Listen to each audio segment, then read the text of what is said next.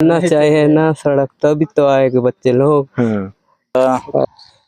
300-400 मैं दूंगा 1 घंटा के लिए, बस खड़े रहो और काम मतलब काम करते रहो, ताकि कलेक्टर साहब को दिखे कि काम चल रहा है।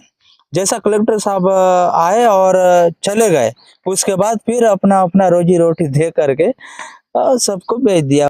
आइए आज हम आपको सुनाएंगे जगदलपुर विकासखंड के अंतर्गत आने वाले तोंगापाल की कहानी, उनके रहवासियों की जुबानी। ये कहानी हम आपके समक्ष 2 हिस्सों में लेकर आएंगे।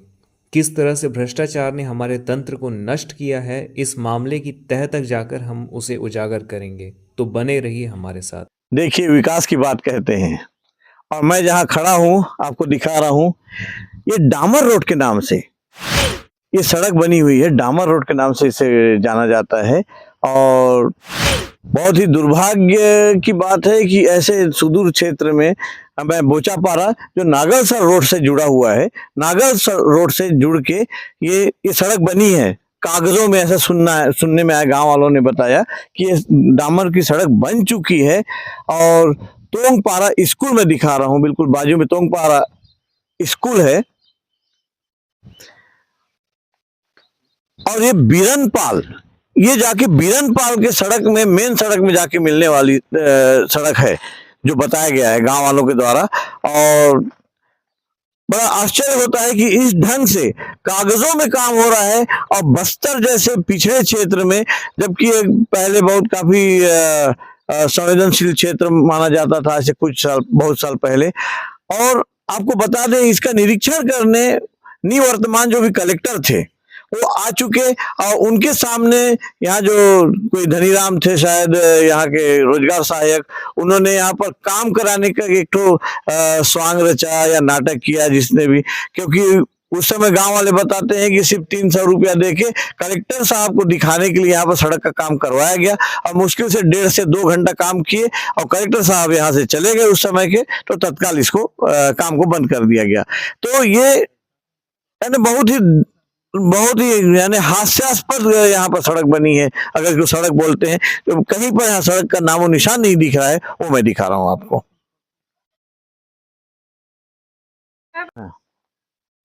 यहाँ एक चीज दिखा रहे हैं हम आपको कि ये जो बिल्डिंग दिखा रहे हैं हम लोग, कच्चे जो बनने के कगार पे है बोल सकते हैं, ये इसी बिरंगपाल पंचायत में तोंगपारा में यहाँ पर 4-5 साल पहले से निर्माणाधीन है। पता नहीं यहाँ पर क्यों इस तरीके का काम किया जा रहा है, शायद प्रशासन की नजर यहाँ तक नहीं जाती, यही कह सकते हैं हम लोग।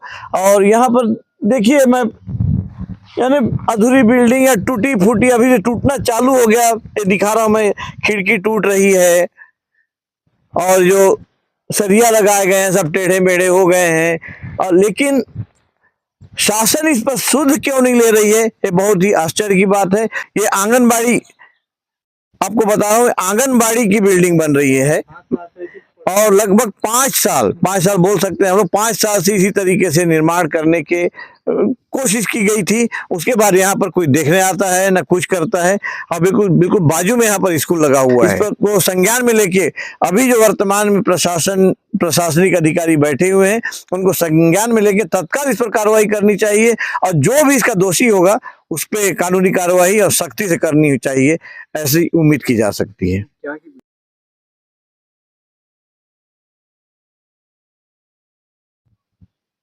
बहुत अच्छी बात है कि कुछ स्थानीय लोग भी मुझसे मुलाकात किए और मिले, उनसे संयोगवश हमारी मुलाकात हो गई। तो वहाँ पर कुछ ग्रामीण हैं, उनसे मैं जानना चाहूँगा इस सड़क के बारे में। दादा, आप बताइए किस गांव से हैं? मैं बड़े बोदल बोचापारा से हूँ।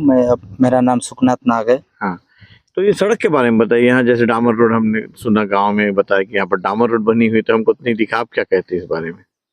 हाँ जी, ये रोड तो पहले से बनना था, चालू हुआ था। कुछ ही दूर में कच्ची रोड बन भी चुका है कुछ ही पॉइंट में, और इसमें काम चालू रहते जब कलेक्टर साहब निरीक्षण में आए थे, आने से पहले हमारे बचापारा के सभी लोगों को बुला करके रोजगार सहायक धनीराम नाम है उनका, वो बुलाया और 3-3, 4-400 रुपया मैं दूंगा। 1 घंटा के लिए बस खड़े रहो और काम मतलब काम करते रहो, ताकि कलेक्टर साहब को दिखे कि काम चल रहा है। जैसा कलेक्टर साहब आए और चले गए, उसके बाद फिर अपना अपना रोजी रोटी दे करके सबको भेज दिया और अपन सब चले गए। मैं स्वयं खुद था। अच्छा, इस किस सड़क से किस सड़क तक ये बताया गया है कागज में? ये तो बोचापारा बैरम पदर से सीधा तोंगपारा से आगे बिरनपाल वाला रोड में मिलता है। पक्की सड़क में जोड़ता पक्की सड़क में जोड़ता है। और ये तोंगपारा के स्कूल है, स्कूल रास्ता भी है। ये रोड नहीं होने के वजह से बचापारा के बच्चों भी ना यहाँ तोंगपारा स्कूल में आ रहे थे, तो यहाँ बरसात के समय में आना जाना नहीं हो पाता है, यहाँ पे बाढ़ आता है, इसलिए यहाँ बच्चे आना भी छोड़ दिए। अब बहुत ही कम संख्या में स्कूल चल रहा है, जिसमें 2-2 टीचर हैं। उसमें क्या पढ़ाते हैं अब उन्हीं जानते हैं। एक चीज और देखने को मिला हम लोग यहाँ पर, बिल्कुल बाजू में एक तो आंगनबाड़ी, जैसे कोई किसी ने बताया, इन लोगों में से किसी ने बताया कि आंगनबाड़ी क्या, इसकी क्या कहानी है? आंगनबाड़ी है, आंगनबाड़ी लगभग 5 साल से ऐसी पड़ा हुआ है, 5-6 साल से।